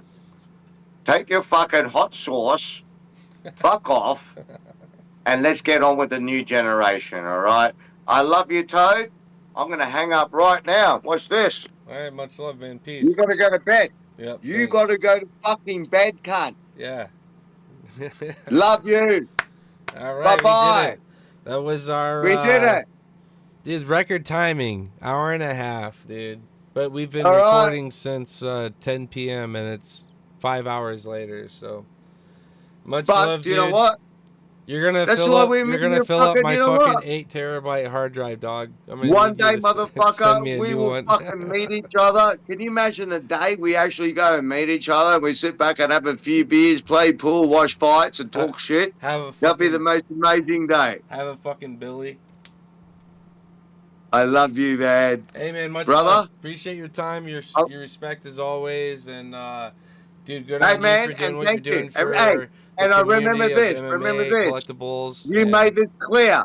yeah. 1000 to 1200. We'll always know the code.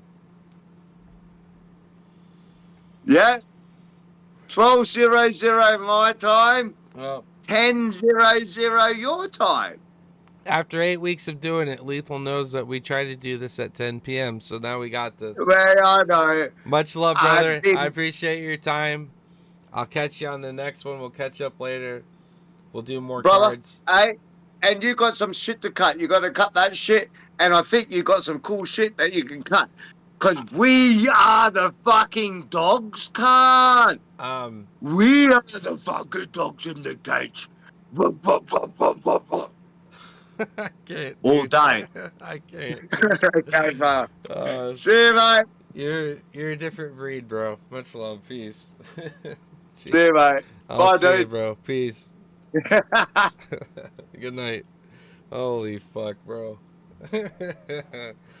Just remember when you guys lose a trading card auction in the middle of the night at like fucking 3 a.m. right now, that's the guy on the other side of this screen, man.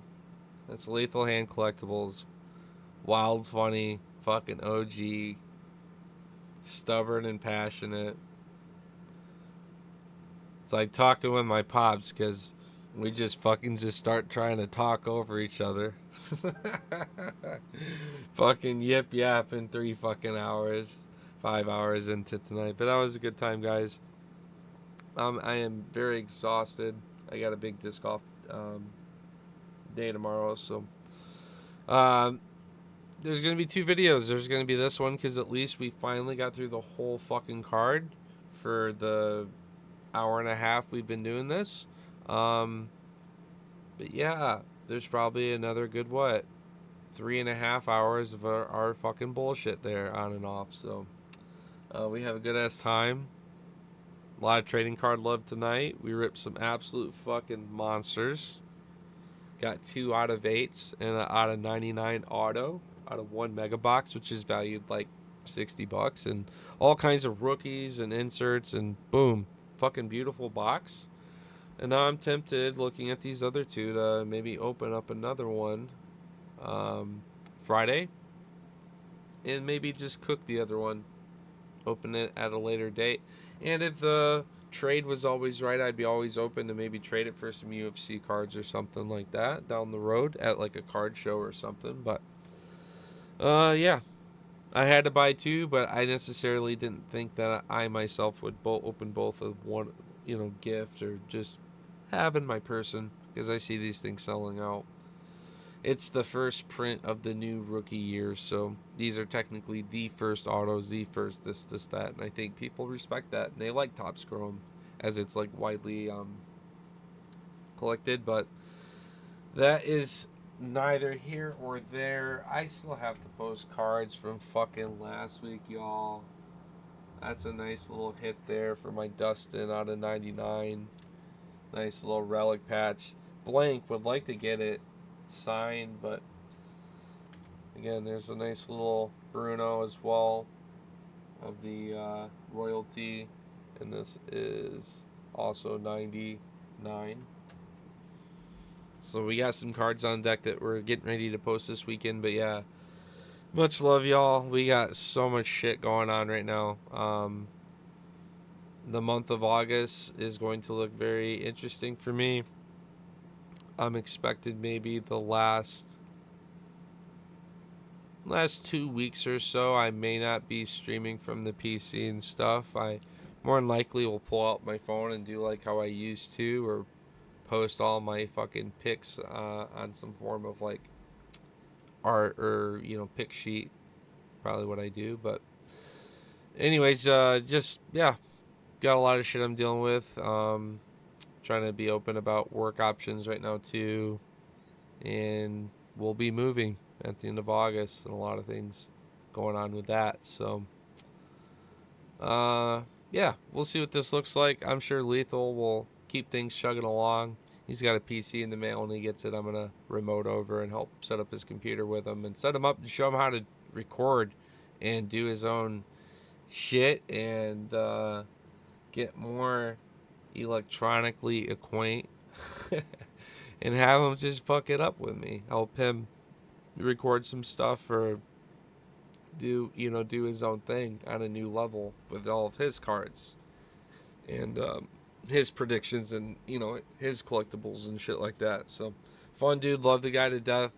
Amazing family, amazing foundation, great support. So he's a fighter. He's got a really loving heart and is just a really fucking hilariously stereotypical rebellion ass Australian dude that I just absolutely love geeking out with on a fight card prediction video. They always go over in time. This one started 45 minutes late. We've established better time, place, location, readiness, ready, go. And next on the bucket is we're gonna break down card, then chit chat. Make 2 separate videos. One's a blooper, and one will get through the breakdown and honor maybe 2 different listening styles. And if you want to watch the full video, here's the full, complete, uncut version too. Very few times is Lethal like, oh, let me go take a piss or grab a billy, grab a bee, just he sits around and does this powwow with me. If you guys haven't noticed, I don't really get up and take the breaks myself and do stuff. It's because, well, I was born into this, I was molded by this, as Bane would say. I'm very good at being on a computer all fucking day and night. So works out great for the job where they don't allow you the time to get up and use the restroom for shit or grab water. And it worked here once upon a time when I was one of Azeroth's greatest warriors, grinding, playing 16, 18 hours a day to hold a honor ranking in battlegrounds on my warrior, running around with like a big 2-handed sword PvP, do a fucking swing proc, fuck people up, do a bunch of raid content. World boss were always fun because you're like wipe entire servers of people trying to fight against you. But yeah, as Lethal said, here we are, hour 32 into it. We've been at this for a while. I see again Max. Maybe he's looking good early in the fight, but man, Dustin is so grit, and I think he's live for the finish. Whereas the Max, I think he's gonna win by points if it goes to the judges. It's just how I feel. I think Dustin's gonna risk it. I can see Dustin being like very poetic as well. Like maybe he does actually have Max hurt and goes for the ghillie because he knows the fans are just gonna go absolutely fucking crazy, and he really wants to hit that fucking ghillie submission. It'd be like how, Diaz went out too. You know what I mean? Fucking Nick Diaz, or sorry, Nate. Hit it right at like the 209 and shit too on Ferguson. Something poetic. I could see Dustin going for that submission. And I'm sure the prop's pretty high on it too. And for Max, it's likely a decision or knockout. Those are just like long shot bets. So anyways, y'all, that looks like the camera and the software's even breaking for me at this point with Discord. So makes sense. Alright, y'all. That's going to be it for me for now. Thanks for tuning in. Another long ass therapeutic. You're listening to me from your microwave, your fridge, your washing machine, maybe a nerd on your couch as a family in Australia on a TV, Fire TV, maybe Roku. Much love, man. Love you guys. I love everybody. Thanks for tuning in. As always, love giving you guys those fight companions. Going to be looking forward to this card. And So as long as I'm not watching it somewhere, which I would, there's a few places that are going to host this fight that, I may actually consider going out and enjoying this one. And if so, I might have to do an in between the round play by play, or have my video posted, have the audio muted, and then popping up and talking between times. And I'm sure I'm able to point back the camera, but I'd rather not like strike my account and deal with Instagram, dude. They're fucking wild with shit. Like, people post like literal home fucking made videos of their fucking entertainment system on a TV without getting copy strike. But if I'm out like at a pub watching that shit trying to record the TV, insta fucking strike. So anyways, just because it took an hour and a half, here's a quick recap. I like Judas, I like Bruno. I think Lucas might pull an upset. I'm in between this one. I'm going to wait till weigh-in. I have a hard time believing Span's going to be anything at heavyweight. I think Span was better down at 205, and that we've just kind of seen the end of his Span and his mixed martial arts journey. But congrats for having a good one nonetheless. Jimmy Crute, feeling pretty confident in him. Neither super confident that, I guess Crude I like by submission, but otherwise distance props, just say no. Respect maybe fight not to go third round to be extra safe there, maybe as a parlay piece. But yeah, I like Crude, pretty well rounded. He's had just so awkward, career in terms of how some of his fights has gone. We know that he can get cracked, but he can mix it, and he's quite good when he's on, the gas pedal. I don't see Marcin being the guy who catches him. I think Crute's at least like a top 15 worthy. Moving up, I like Islam. I think not all debuters are going to show up and be absolute fucking turds. Get out of fucking Discord here, boy.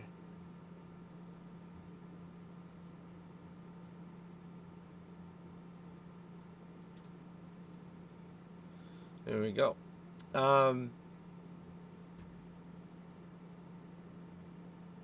Yeah. So kind of picking up where I'm at. I don't mind Crute by submission. I could see him wanting to work to the ground. Islam coming up. I think he could pull the upset against Adam at this point. Adam's had a tough go. I think Islam has great potential. Of all the prospects coming in, we don't quite know this guy's ceiling. So you could fade him. It typically goes great. I'm definitely going to sprinkle some shit on Adam because he's going to be a high underdog, and typically they do really good in this circumstance. But as a pick, I'm actually going to assume that Islam does show up. Another great guy who's been showing up, looking fantastic. Atiba Gutierrez taking on Robert Valentin. I think Robert, he's live at range for his own upset. And if it goes to the ground, I actually like his jiu-jitsu. I think Gutierrez more of a, I'm trying to clear away, peel away, wrestle away. I don't see Gutierrez trying to roll and lock his own like heel slicer, some fucking calf, fucking submission. Gutierrez like, get the fuck off me. Let's reset this fight. So if the fight does go to the ground, Robert's live for a submission. But I see the fight being on the feet and ending on the feet. Gutierrez likely hitting the bomb. But Robert's live for his own shit too. I respect the fight to end by knockout. But as a nice upset, I don't mind Valentin by submission. So I really fade the idea of that fight going 15 minutes. Moving up again, I like Prado in this fight. He's got that fucking Buzz Lightyear chin that just eats shot after fucking shot. Kind of like that Lochran guy. Fucking just eats that shit. Meat and potato fucking chin. Paul Costa, Marvin. We're just really just getting a nice little drum roll tonight on this card. Well, that's sick. Couldn't even open up Bros Tapology without it crashing. Maintenance hour. Tapology. Fuck yeah. Alright, so yeah, Prado. I like that he's more proven. I like that he's had tougher opposition. He's been showing up looking pretty good. This Nicolay guy's got a bit more to show to me, so I'm going to go with Prado based on where we've been and more notable fighters that he's fought previously. Next one's a arguable toss up, a little bit more. Also a nice like ranked fight finally. Like finally a fucking pay-per-view worthy fight. I initially thought Marvin because I was so upset with Allen in his last fight. Um, but I got to thinking about it more, and I think Allen does show up and look pretty good in the first round or two. And Marvin could really wrestle back Allen, but I think Allen could survive Marvin, and so it'd just be kind of like Marvin failing to finish the fight by a knockout to win the fight when he's probably down on 2 rounds and probably accumulated more damage, right? Elbows and submission threats, and you know, at the end of the day, really big, powerful, snappy shots. I just wish Allen would stop trying to wrestle, and especially against someone who's wrestle heavy like Marvin. Focus on peeling away and snapping and breaking your own clinches and shit with elbows and knees, and get at range and keep making Marvin eat a shot or two before wrapping up again. You know, make him pay, make him think about different levels too. Maybe work on his legs, because you know he's or go to the body, try to hit like a crazy liver kick, because you just know that he's so fucking horny just to grab people every fight and just hug them on the ground, and he's just too soy to hunt for a submission or a knockout. All right, speaking of soy, moving up the card, you got Kyler Phillips taking on Vincius Oliveira. I like Oliveira in this fight. I think the man's a bit of a sniper. He's got some great kicks. He mixes it. Tries to be cool a little too much. Don't like that part. Yes, he is popular now. Yes, he is loving it. But I think if he resumes, I don't know, a little bit more humble and just patient, I think his ability to take the fight anywhere, whether it's a grappling department, striking department, is going to be quite good for him, especially the kid being as young as he is. We go there. Finally got me back. So, anyways, I can see it doing pretty good for him. I really like the fight to end with a finish. I know these guys could likely go just 15 minutes, but I like a finish in this one. I think the submission's live. But yeah, I like Vincius setting something up. Big kick, big knee, something sharp, big elbow. Big shot that breaks through the otherwise pretty technical sound guard. Now I will say too, Vincius is going to have pretty bad shot absorption if Phillips can stay in the pocket, because Oliveira will just start getting a little bit more reckless if Phillips could be more composed and guard first and counter, slip something, go to the body, especially go to the body on someone like Vincius. Bam. Kyler could hit a knockout. That'd be sick. Anyways, I don't expect it to happen, but would be cool to see. Good luck to both men. All right, moving up the card. You got Lethal. He just hammered the shit out of Johnson. That's just his OG blood, his love, his respect for, both of these guys. Sorry, let me get that graphic back there. My bad, I did not see that. Was blocking. Lethal left, so it broke the camera config. So my bad there, y'all.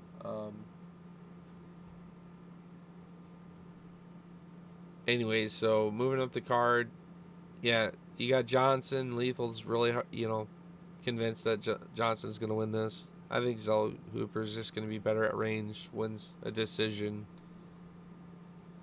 Both men live for a knockout, but I think Johnson should try to be more wrestle, grapple heavy here. Keep Zell Hooper off the back foot, circling around, making him pay, cutting him off, make him eat a shot or two, so you're still winning up on scorecards and things like that. Trying to get Daniel to come forward, counter with something, set his feet, and throw something back, so you could really pick your shot, your entry. But respecting that Zell Hooper could also hit something that could totally rock Johnson, respectfully, this age in his career. I respect the kickboxing. of Daniel Zellhuber. So we'll see. Good luck to the big underdog. Good luck to Lethal. I know he'd make a lot of money, so I'll be happy for him if it happens. Outside of good for another OG. Next on the card, got another OG matchup here. Still an interesting one at the most because you got Pitbull still looking for that big UFC show out to show the world that hey, I've been deserving to be here for a minute. It just wasn't doesn't look so great for him so far. So Danny Ige another tough test for him. I think Ige is more of a dangerous test right now than Year because I've not been super fascinated with what I've been seeing from Year. So um, yeah, I like Ige in this fight to get it done by decision or a knockout. Um, Pitbull's pretty tough, as we know. We'll see, but I think Ige will bring it at a different kind of pace and will be persistent. And Pitbull will kind of crush over maybe 2 rounds, so it could be like a third round knockout. But I could see Ige doing it. They call him 50K for a reason, so let's do it. All right, moving up the card. Obviously, Trailblazer, submission or knockout. I think he's gonna show up, do his thing. Fucking sauce on Rodriguez. Rodriguez is live for big kick, some that range, big counter shot, but more than likely, Howland's gonna hurt Rodriguez, follow up with something, get close. Now he's gonna switch up with a knee. He's gonna switch up with a big elbow.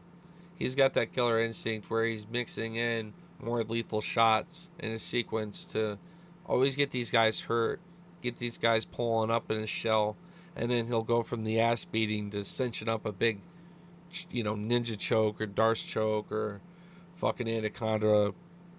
He's just kind of sick with it. He's a complete fighter. He shows up. He's a showsman. He has fun. Anytime, anywhere mentality. Yeah, he had some sour milk not too long ago with Rampage, but otherwise, this guy's always been one of my personal favorite fighters to watch and enjoy. And I've been excited for him to come back to welterweight, show everybody, look, when he is focusing, training, and doing all the right things, he's still one of these guys that is really great at welterweight division. So, love to see it. Still would love to actually go to a card and see Trailblazer. I think that would be a really cool thing to experience. So, maybe one day I can time a card where I get a chance to see him. Shout out to my brother. I know he's going to be at this card, so I hope he has a really good time. I'm happy for him. This would definitely be one that I would enjoy seeing myself. So, would have been cool to see Dustin at the end of the day. But I had a chance to see Max respectfully, and I'm sure one day I'll see, like I said, Howland. But anyways, that's going to be the... okay. Sorry, so let's just break down into co-main real quick. So yeah, Howland by submission or knockout. Like I said, that killer instinct plays a part. Paulo Costa worries me. I still got to see this guy show up and be a different fighter, be more courageous, have better output, not be so in fear of like maybe muscle fatiguing. I'd rather see Costa go out and be batshit fucking crazy for 2 rounds and lose a third round easy and just try to survive while he gets his ass beat because he's so gassed out. I'd rather see that Costa than he's trying to preserve himself, but he's losing the exchange department, and now he is really hurt to the leg and is just slowed down. You know what I mean? Because people are just peppering his leg, not wanting to box against him due to his fucking genetics. So please show up, Costa. I'm sure I'll look further into maybe a submission or a knockout prop for you for fun. If it payout was really nice, I like distance. Say no round 3, so fight to end in the first 10 minutes. Probably be a fun one, but as a pick, I gotta go Kopylov. I think Costa's got to show up for me to have some faith in him. And last but not least, in this super brief follow-up, maybe 15, 20-minute recap, which was the goal originally. Love you to God, fucking Lethal Hands. Here we are, final main event. Breakdown recap real quick, just so we can make some quick clip of this. Yeah, I gotta respect the Cinderella story. I gotta respect that Dustin really has been showing up looking very good in his last few fights. His fight with Islam ages really well. Max's fight with Ilya does not. Um, Getting cracked and dropped like that can sometimes be fight altering and ending. And I know we all assume because Max is coming up 10 pounds that that's going to be all restored and much tougher now. You never know the severity of that crack, to be entirely honest and fair. Now Volkanovski did a nice little test with Diego right now, so the hypothesis is, well, no, Max should especially be okay. But I also give merit and respect that over 25 minutes and a guy who is absolutely filthy and disgusting with it in his fucking hometown, his backyard, friends, family, the way he wants to be remembered, the Cinderella story, the BMF champion, coming out with a belt after a tough, rocky road of trying to be the undisputed. He's coming away with instead the BMF and the former interim. So Max and Dustin have a story. Max already pulled a big upset at lightweight against Gaethje, who had been well established. Highlight reel, knockout after knockout. Max came up and absolutely flossed on him at 300, securing one of the greatest knockouts in history and solidifying BMF. And, damn, what a crazy sight to behold. I was there. It was fucking wild, but, good for Max. But, man, I've always been a Diamond fan. I've only really faded him during the times he fought Gaethje. I knew Oliveira was going to probably win their fight as well. And I knew Islam was favored as well and thought that, yes, I understand and agree with the odds. However, I like, Dustin as an underdog in this. And I want him to win. But anyways, here we are. 2 OGs. One solidifying and signing off. Max now talking about his as well. Could see a nice little UFC Hawaii card would be really nice. Both men could use a W. Both are in need of it.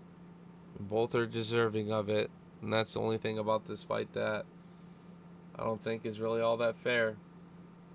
But as always, y'all, love you guys. Thanks for tuning in. The odds suggest Holloway. I believe in Dustin. Let's hope that opens up a better prop. I'm going to say fight to end by knockout. And I'm going to look at their individual submission props because they're going to be super fucking high. And have some fun with the within the distance props and just hit some big cash if we get a gangster finish. So I think both guys could try to be smart and slick with each other, try to be cool with it. Dustin with a gilly. Bless Express doing the no-look jab. Who knows what we get out of this one, but I'll love it. All right, guys, much love. Thanks for tuning in. We'll catch you next time. As always, peace.